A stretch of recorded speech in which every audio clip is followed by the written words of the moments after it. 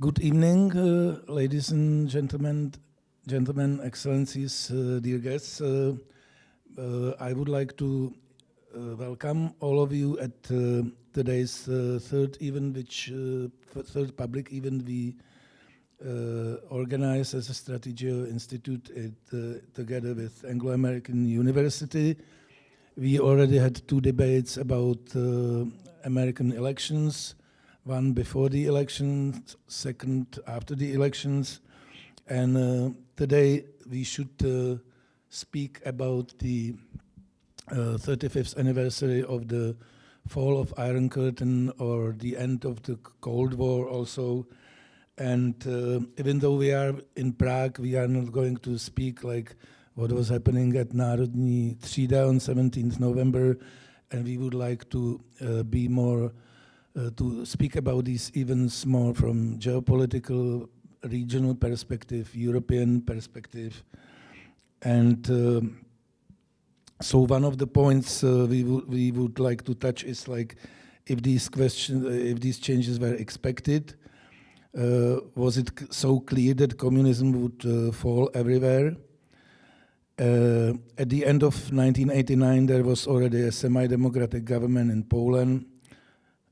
Berlin Wall was destroyed, East Germans escaping to the west through Prague and Budapest, but there was no visible working class and student support for dissidents in Czechoslovakia.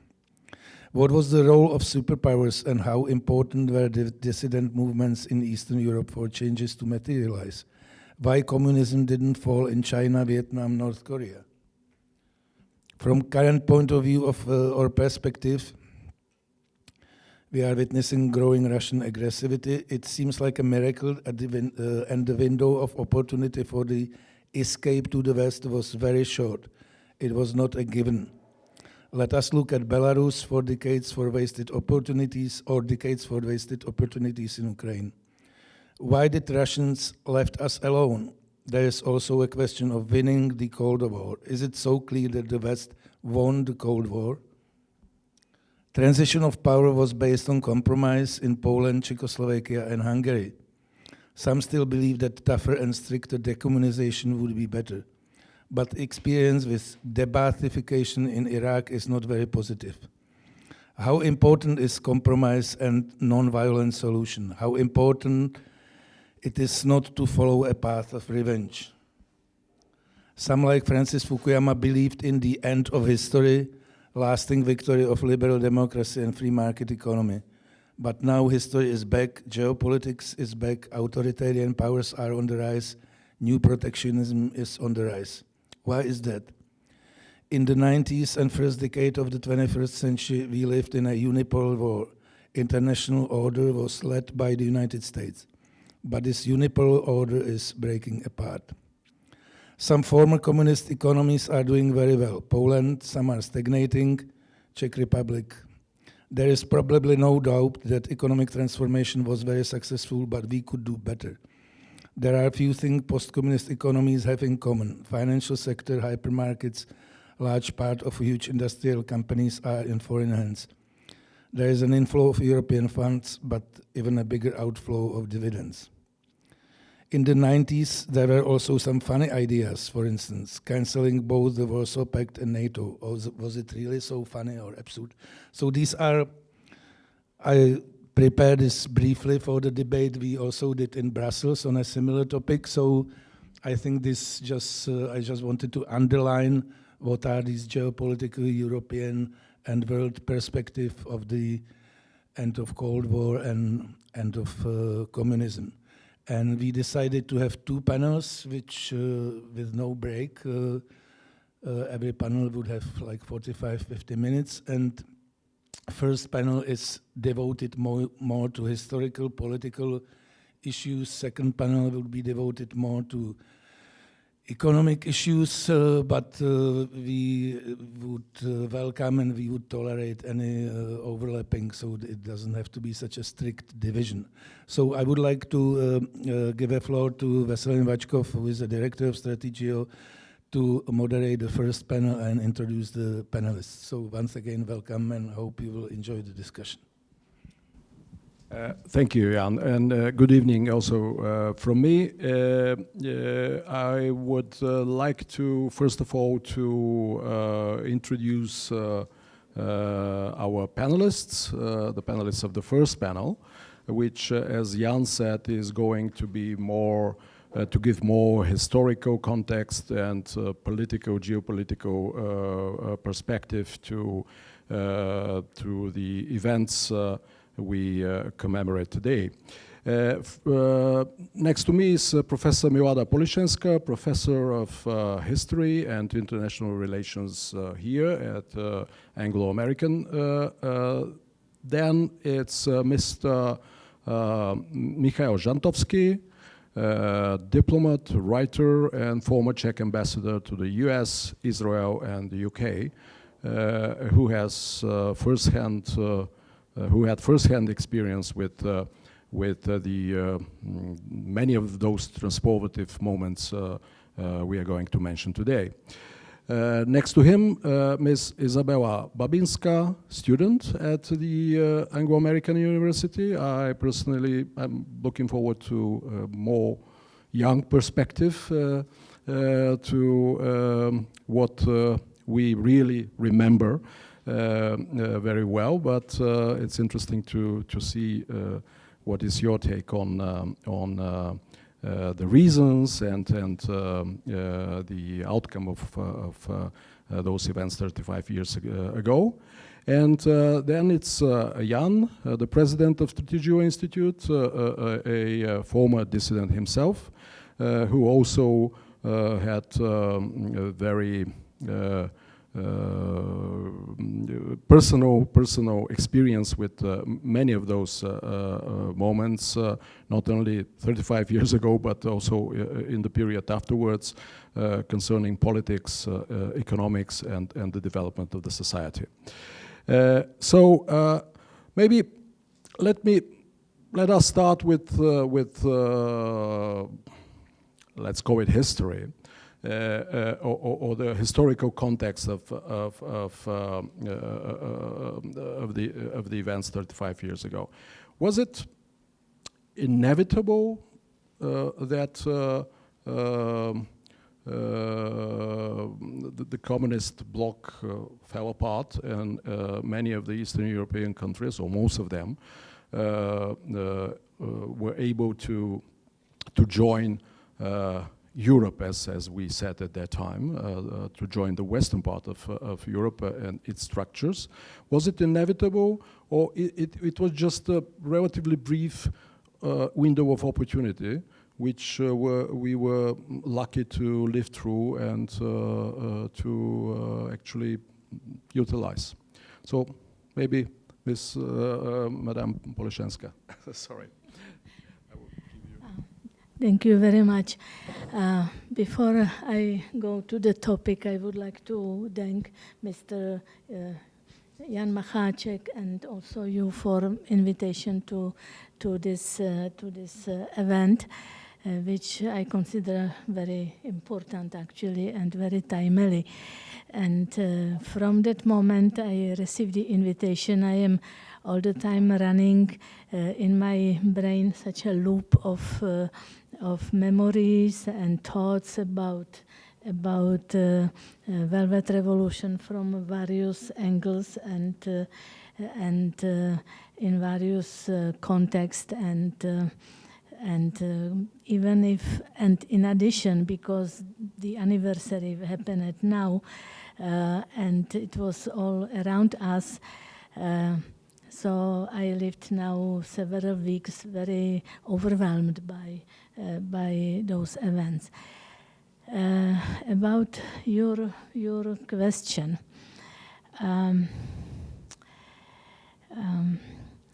I was thinking to say here first of all that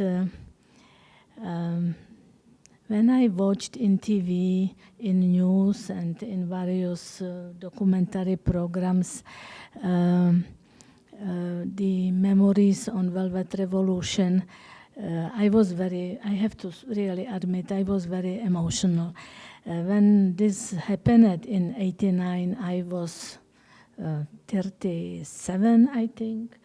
And so at that age, I think I already realized very clearly that it's really very, very deep change in front of me, and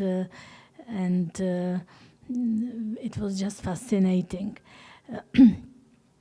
And even if I was not able to participate at any of those major manifestations and gatherings of people, because I had home 2 small children and had always to run quickly home in the afternoon.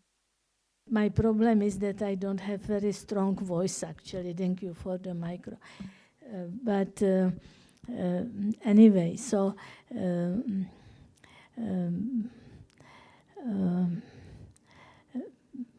so when I saw now in those documentary programs, you know, the events such as when Jaroslav Hudka landed at Prague airport and was welcomed by a crowd of people singing about liberty or freedom, and other moments, it was just great. But then I realized that actually we are in remembering fall of communism very like Czechocentric. Maximally we remember Slovaks and veřejnost proti násiliu, and that's it. And basically we very little frame our own collapse of communism with the events which happened in Poland, in Hungary, and also then in other countries of the Soviet bloc, but particularly Poland and Hungary, because they were in many respects ahead of us and were actually those who paved the way for us. And also, actually, I think that what really needs to be mentioned, this is very like in history unique contribution, or not contribution, no, perhaps contribution, but role particularly of Mikhail Gorbachev and his approach toward those events. I think that we can develop this topic in various contexts a little bit later also, because this was related to Soviet economic situation, to just simply Soviet failure to keep speed with armaments with America. That was actually many aspects. I was always wondering how Gorbachev, who certainly had his weaknesses, and he also made several like not really great decisions, but overall his vision was not to interfere in domestic affairs of countries of the Soviet bloc, even if the most conservative leaders of countries of Soviet bloc, that means Erich Honecker, Czechoslovak leaders, at certain moment also Jaruzelski in Poland, really like wanted to have from him even like military support to keep the regime, but he didn't do that. His vision was to build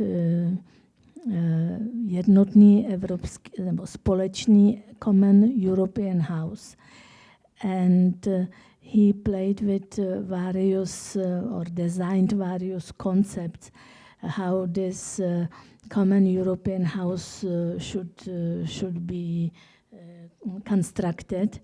There was a lot of questions. For example, how about Germany? How about, divided Germany, etc., etc. So there are some documents that witness, that evidence that actually this was his main, I think he was focusing and his closest advisor even wrote in somewhere that the agenda with other countries of the Soviet bloc was like secondary issue for him. But he definitely didn't want to use power, force, and let the situation to develop, which caused actually that massive escape of East Germans via Hungary to Austria when Hungarians opened the border. And I remember the Prague, how it was overcrowded by Trabants everywhere. This was hundreds of thousands, probably thousands of Trabants everywhere. That even Gustav Husak was begging Honecker to do something about that and allow East Germans to go, because Husak wanted to stop people to cross the wall around West German embassy here in Prague, which was against the Czechoslovak actually position at that time. So finally, they were those trains with East Germans sealed, sent to West Germany. But I am probably talking too long. No, it's okay. I think we will return to many of the topics you mentioned. Yeah. Okay. It was important that you stress the role of Gorbachev at that time. So I'm sure we'll come back to it. So thank you for your opening remarks. And So if I can say Absolutely. one sentence to close this. Of course, I don't want to say that Gorbachev did everything. Certainly our own contribution was enormous, but we should not forget the complexity of the issue. Yeah, we should not forget the context, and maybe Mr. Žantovský will add some more context. Thank you for inviting me. I don't want to spend time on my personal experience. As some of you know, I was one of the Velvet Revolutionaries. I was one of the founders of the Civic Forum. But I'm only saying this to as a proof that I was present at most of the events and negotiations from the 17th of November on until Václav Havel was elected the president at the end of December 1989. But I would like to focus on some of the questions that Jan posed. First of all, was it inevitable? Yes, it was inevitable after the increasing decline of the Soviet economic system, after the disaster in Afghanistan, after the failure of the attempts to counter the arms race, the space wars phase, and so on. It became inevitable that something changes, and Gorbachev tried to offset this by introducing some limited reforms that we remember as first perestroika and second as glasnost. And we owe him a tremendous debt for this, but he did it for all the wrong reasons. He didn't do it to enable the Central Europeans to liberate themselves. He did it to save the Soviet system and socialism in the Soviet Union. In this way, it was reminiscent of the socialism with a human face experiment that we remembered from 1968, and it was bound to fail. But in doing so, he opened a window, and we all happily climbed or jumped through that window. That said, saying it was inevitable doesn't mean that it was inevitable that it happened exactly like it happened. I mean, there were many differences in many of the Central and Eastern European countries. This is one of the best evidenced and documented events in recent history. In most of the countries it was peaceful. In Romania it was not.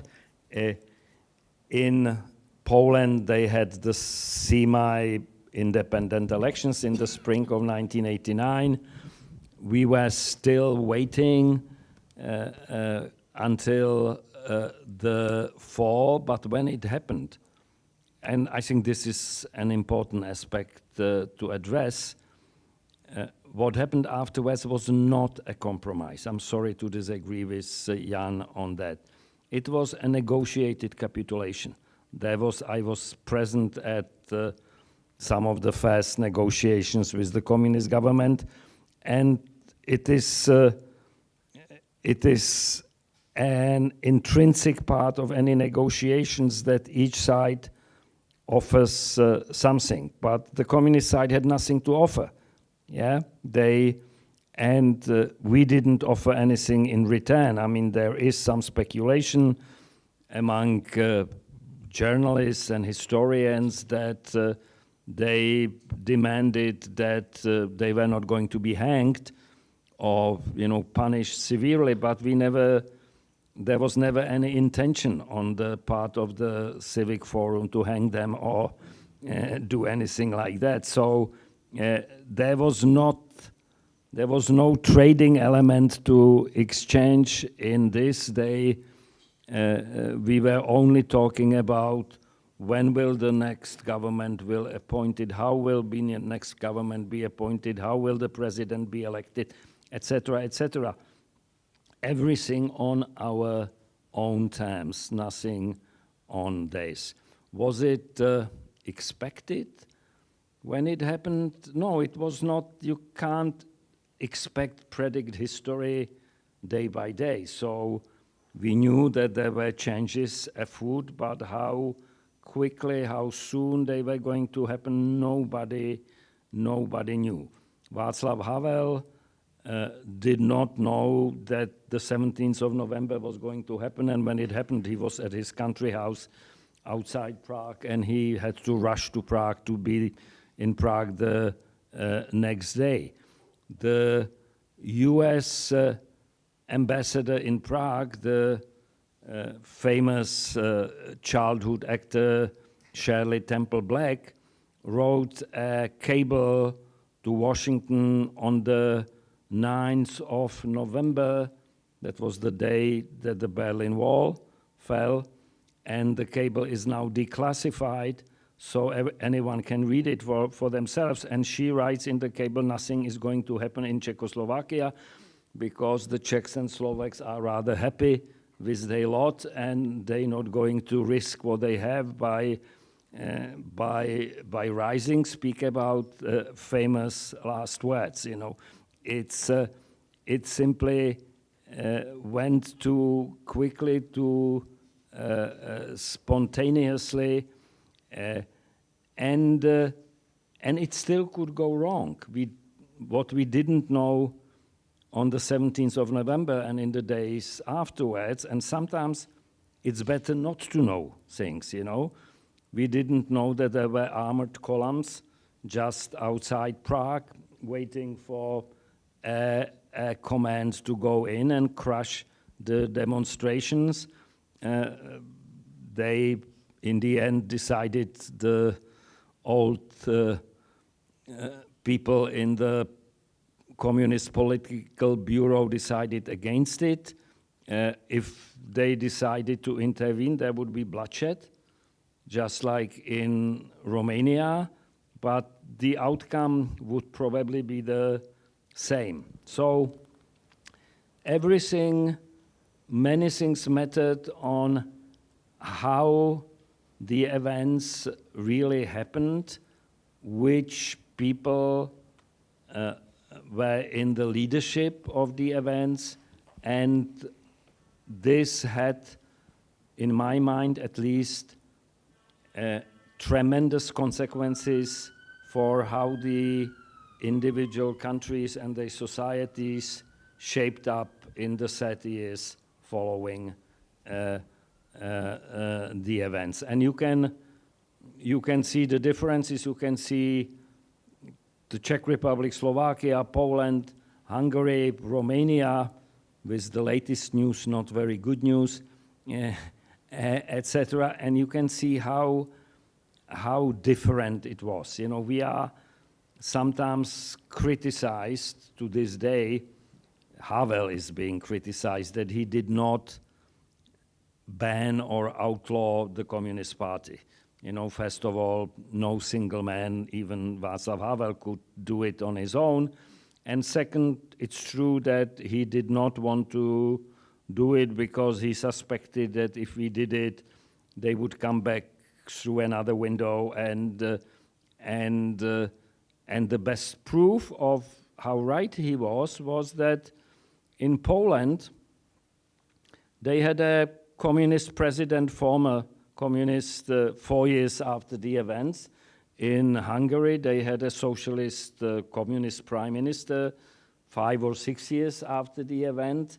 In Slovakia, the party renamed itself the Party of the Democratic Left, and then Smer is now in power in Slovakia. In the Czech Republic, we kept the Czech and Slovak Communist Party until the latest election when they dropped out of the parliament. You know, it's that I think is not quite bad, but it could have gone wrong. And the last point I will make is there is testimony by the former spokesman of Mikhail Gorbachev, whose name was Grachev, I think, and the foreign policy advisor to Helmut Kohl, the German chancellor named Horst Teltschik. And they, 5 years ago, at the 30th anniversary of the events of 1989, at a conference in Berlin, they both agreed that in January 1990, the Soviet Politburo and Gorbachev suspended all foreign visits to Moscow, including high-level visits from Germany, because they were discussing a military operation to stop the events in Germany and to turn the clock back. So sometimes you come quite close, you don't even know how close. Yeah, thank you very much. So the events were inevitable, but not the way they really unfolded. So maybe Izabela would like to tell how she sees things, why you believe the events were mostly non-violent, with, of course, some the case of Romania was a bit different. Why it was so non-violent, and if you think you can say a couple of words. You mentioned to me that Poland is a country you know more. how the differences of the historical differences of the ways those two countries handled the transition have implications perhaps today. So yeah, the mic. I'd like to thank everyone for being here, and I'd like to thank the Strategio Institute for inviting me to speak on this panel. So just to answer some of your questions, regarding inevitability, I think it is important to mention that things just don't happen in history. There are people that make them happen, and this does not always mean people in power. This sometimes means the general populace of a country. And so kind of talking about Poland, this is one of those cases where Solidarność, or the Solidarity movement, was millions strong, and this kind of sheer size of the movement was what partially allowed for its success.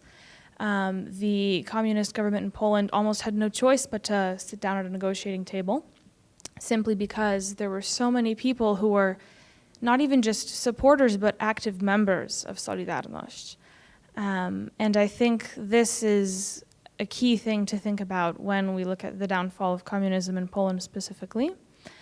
And you also mentioned earlier about whether or not this was like a fortunate window for Central European countries to kind of Westernize and Europeanize.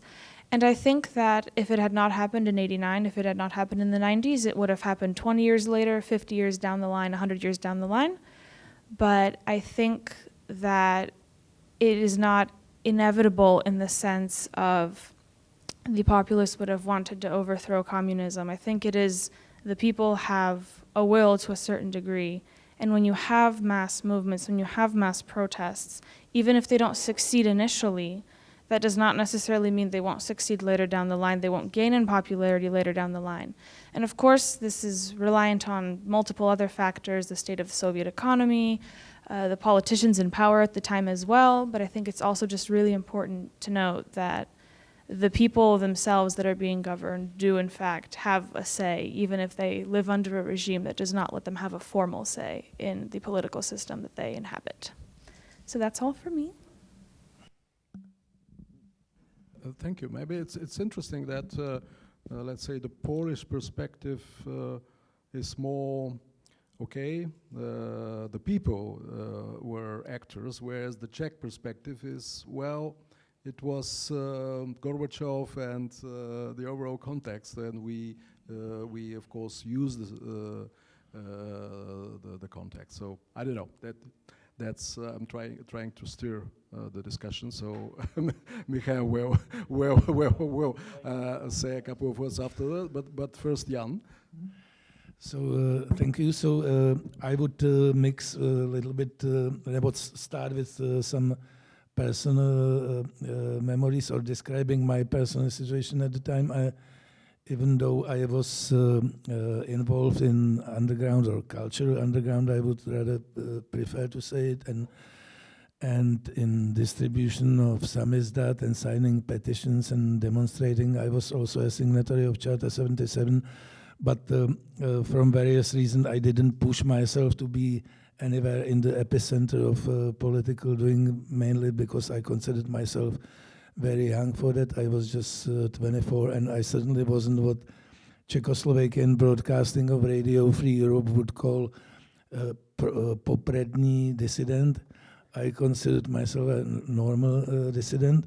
Plus, there were some personal reasons. I brought my newly born twins on 17th November from the maternity hospital, and I was a stoker for central heating in 9 buildings in Břevnov, and it was quite getting cold. I had to take care of it. Plus, our band, when students started to strike, because I'm also a musician, our band called Garage was quickly asked to play for students on strike. So we played at Albertov, we played at philosophical faculty, at agriculture faculty, and some others I don't even remember. So it was completely crazy time, a velvet revolution for myself. But being that young dissident and stoker, whatever, I absolutely somehow at the time personally didn't believe, even though I myself also witnessed these trabi cars in Malá Strana, and I could hear from the radio what's happening in Berlin. I just didn't see any chance of these things happening here until the very last moment, because I really didn't see any forces which were quite visible and strong in Poland, like workers. I didn't know about single workers' support for dissidents. I definitely underestimated all of it, I admit, but I didn't see it. And I didn't see any student support for dissidents until the very last moment. I just wasn't informed by it. It was, for me, it was completely surprising.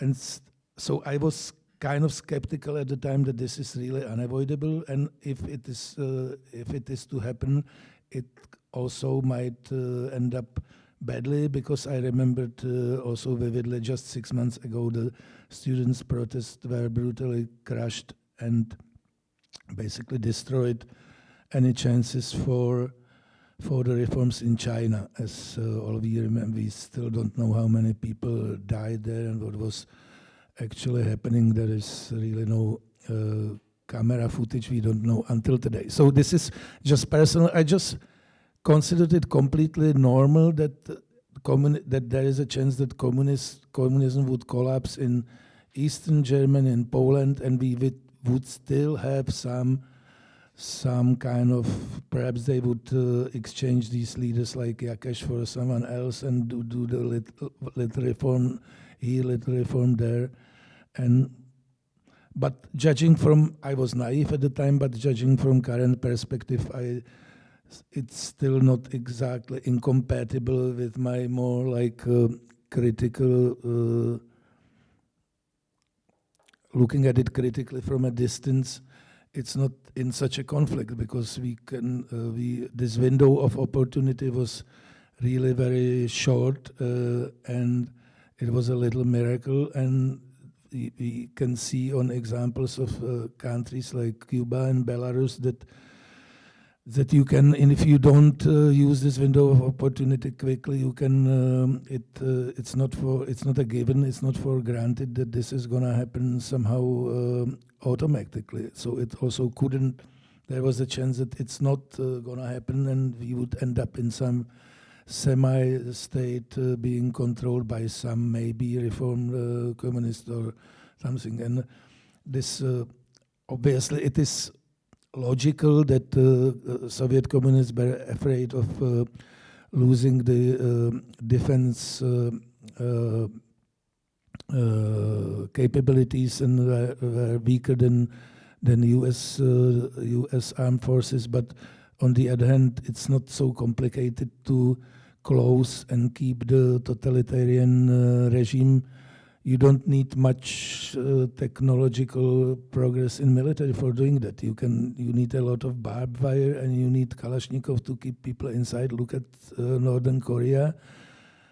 And if they were losing economically, it is clear, but you can see examples of other countries which are also doing very badly economically, like Cuba, and still the regime is not collapsing. So it's not that automatic. So they just like my little remark that it's not that automatic and unavoidable. But I don't want to be too long. So maybe Michael wants to. Okay. Yes. I saw you that reacting to my remark that like to the Poles are different from the Czechs. Because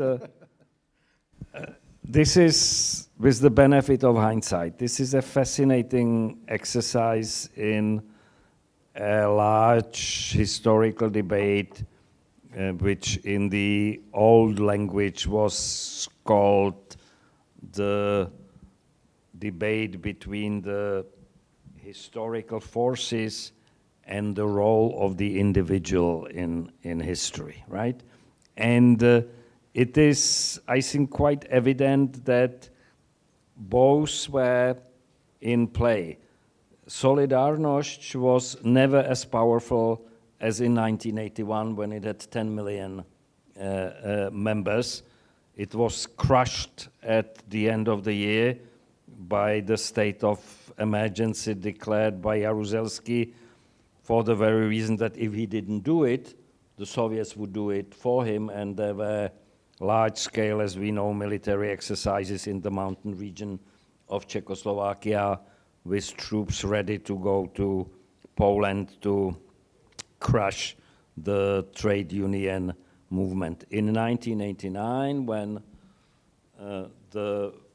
Russia was already weak and when Gorbachev tried to introduce his reforms, this obstacle was not in the place, so there was green light going forward. But at the same time, those countries that did not use the opportunity of the end of the Cold War, and Jan mentioned Belarus, Ukraine is a case in point, but it did try, at least for now, to liberate itself from the past legacy. Georgia is going in the wrong direction, other post-Soviet countries as well. So it's not a given to believe that there is a predetermined course of history that will end up in the same place 10 years from now, or 20 years from now, or from 50 years from now. It's the Hegelian version of history, which understands history as a determined materialistic force. But we now know that, as Václav Havel said in his speech to the US Congress in February 1990, it's not the case, as the Marxists believe, that being precedes consciousness, meaning the material forces precede the spiritual forces. Is the other way around. It's the consciousness that precedes being, and I believe he was right. Okay, thank you. Maybe what you mentioned, that things can turn, let's say, non-democratic, autocratic, ugly these days, reminds us of the already, I would say, ridiculed theory of the end of the history, which was very popular in the 90s. Are we back in history, and what kind of history? And so maybe, well, that's what I'm afraid of. Okay, so Professor Polišenská. Thank you. I think that we perhaps remember all who lived at that time how great that atmosphere was, and we were always all overwhelmed by the feeling that it's over, that from now we will live in security, all problems finished, Cold War finished, Iron Curtain is down, and basically everything will proceed toward like safety, security, happiness, etc. So even today we have really nostalgia for that enthusiastic atmosphere that was really exceptional. In the 1990s there was many negatives, but this atmosphere existed. And it was even like 11 September was still far away, and all the other issues. But this motto, end of the history, appeared already at that time. But we have to be aware that history is evolving. The events are not like end of the history and then like happy emptiness, or just abyss of horror. Things are changing, are, as I said, evolving all the time. And this was the case in ancient history, in medieval history, always. And this is how we have also to look at the time we are living today. Perhaps you noticed that currently the topics on end of the world, end of civilization, end of history, more than just Fukuyama, but also apocalyptic various theories and post-apocalyptic all this is now really more frequently appearing in debates and speeches, and not only like people when they are complaining how bad everything is, but experts are really opening those questions. This was not the case after Velvet Revolution. At that time, no one spoke about apocalyptic future approaching. And now this is the case. So, and when do you think this optimism at that time, which I remember myself as well, when was the moment in time? Was it a single moment when things turned sour? We became more pessimistic. Which were the defining moments during those 35 years we are talking about today? I think no. We can perhaps open. Maybe Mr. Žantovský. This has a technical meaning. I mean, the end of history was the title of an essay and later book by Francis Fukuyama, the American political scientist, and it was not a pessimistic thesis. It was an optimistic thesis. But it was a Hegelian thesis in that Fukuyama believed that with the end of the Cold War, the ideological conflicts have spent themselves. There is no new ideological conflict ahead. So history ends with this because history is a history of conflict. And his colleague at Harvard, Samuel Huntington, wrote at the same time an opposite polemical thesis about the clash of civilizations, in which he predicted that the old ideological conflicts will be replaced by new cultural, religious, ethnic conflicts, which unfortunately is what seems to have transpired. Maybe I'll speak on this a little bit as someone who was born after this was written. So I would say that saying that there's going to be an end to history, obviously I have the benefit of hindsight, but is a little inaccurate, simply because when we talk about these rises in autocratic governments, and when we talk about autocratization in general as a force, a lot of literature in the field tends to agree that there is a wave of autocratization occurring even now. And it is taking on a new form in the sense that you have democratically elected leaders who then, instead of seizing power and then just becoming dictators, will slowly erode at the foundations of a democracy in a country. We can talk about Hungary as an example of this. We can talk about Poland as an example of this up until the recent elections. And so I think, kind of going back to your earlier comments that you mentioned about a almost Hegelian view of history, I think that I would disagree with the idea that there is a Hegelian view of history and that things will always happen. But I do think that people change and social movements ebb and flow, and politics and the geopolitical situations of countries and the structures of governments will change. And so just because one window of opportunity closes does not mean that another different window of opportunity won't open later on. And yeah, but that's good. Will not have you're to, optimistic. That's nice. But I think that even now you see, the V4 joining the EU was seen as a very big thing in the early 2000s, and joining NATO, and this was seen as a very, optimistic, positive thing, or at least that's how it's been told to me. I was 1 year old when Poland joined NATO. So, sorry, when Poland joined the EU. So.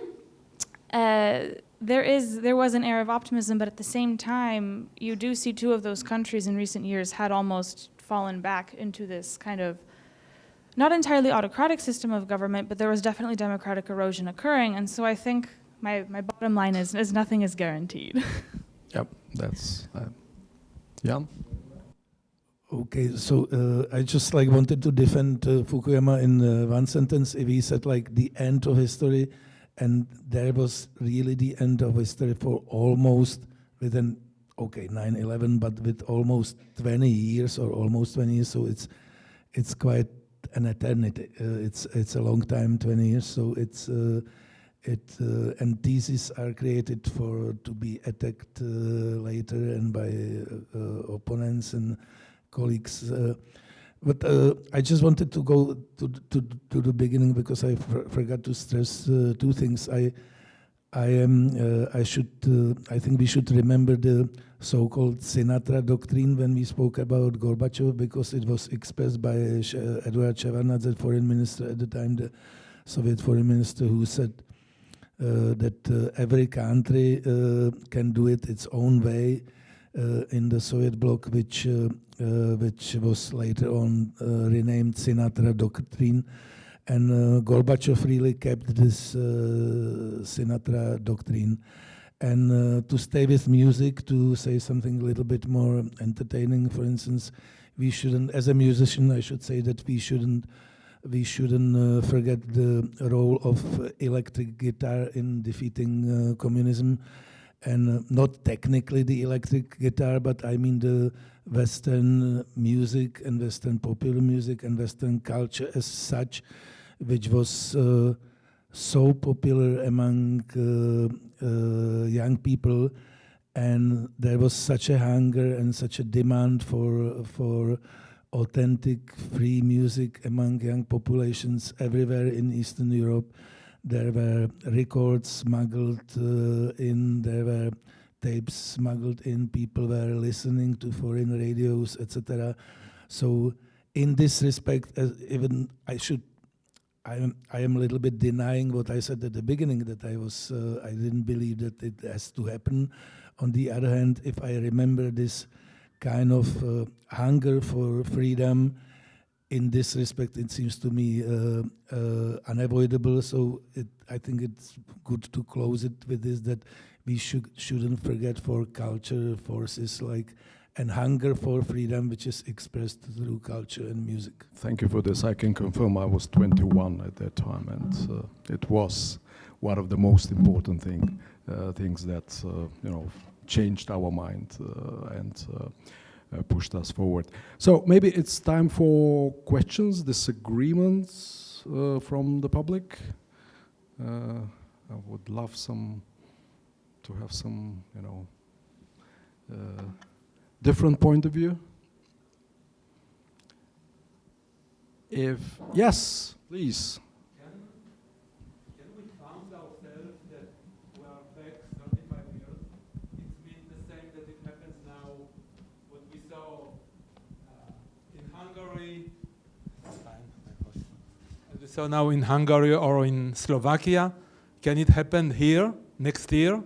That maybe we'll have a prime minister that was a ex-KGB agent and we are going back 35 years back? Okay. Well, things never happen in the same way. They do, similar things do happen in different ways. The leaders are different, the politics are different, and we are speaking about Hungary and Slovakia, and I'm sorry to say that, but we could just as well speak about Poland. If it were not for the last election in which the government changed in Poland, Poland would still have the law and justice ruling party, which is in many ways similar to the ruling party in Slovakia or in Hungary. So yes, we can. There is some probability of democratic backsliding here after the next election. Looking at the polls, it doesn't look very promising for the current government. But we may have some advantages that the others, our friends in Hungary and Slovakia, did not have. We have, and I think it was more luck than purpose, we have somehow built a very robust democratic system which has the necessary ingredients to withstand quite a lot of pressure. We have a two-cameral parliament, unlike in Slovakia, unlike in Hungary, which is one type of a safeguard. We have a very strong constitutional court, and that's another safeguard. If you look at Poland, you could see how problematic everything was about the Supreme Court.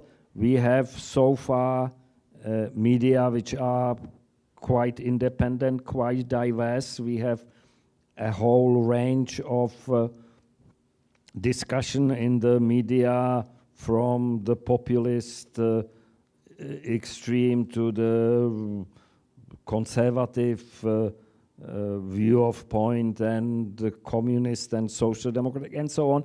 So it would not be so easy for anyone to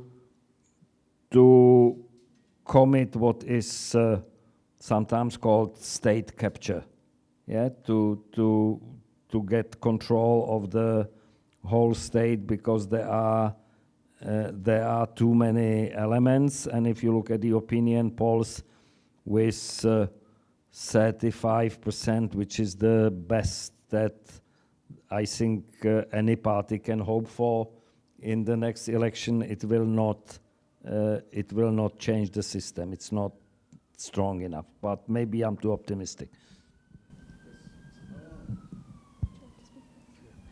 I would also just like to add, I think, obviously, I did not live under any communist regime, but I would also like to add the level of censorship that my parents and my grandparents have described to me, at least in Poland, I think simply just is not possible anymore unless you have a great firewall like China does, simply because of this.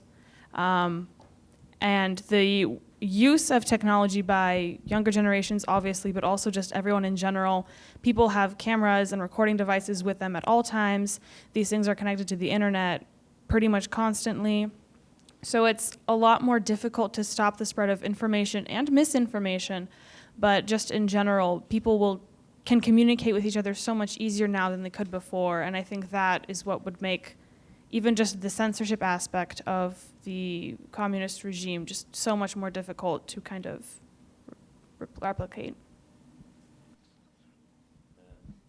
Just one short remark. The technology is not a panacea. You know, in the presidential elections in Romania yesterday, the guy who came ahead, named Georgescu, had 5% in the polls 2 weeks ago, and in not even 2 weeks, he organized his whole election campaign on TikTok and went from 5% to 23% in a matter of 1 week. You know, it's unbelievable. So thank you.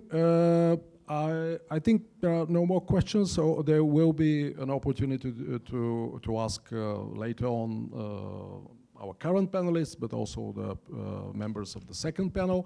So I would like to thank you very much, and to yes, of course, you can clap, and to invite the members of the second panel, which will be moderated by Jan.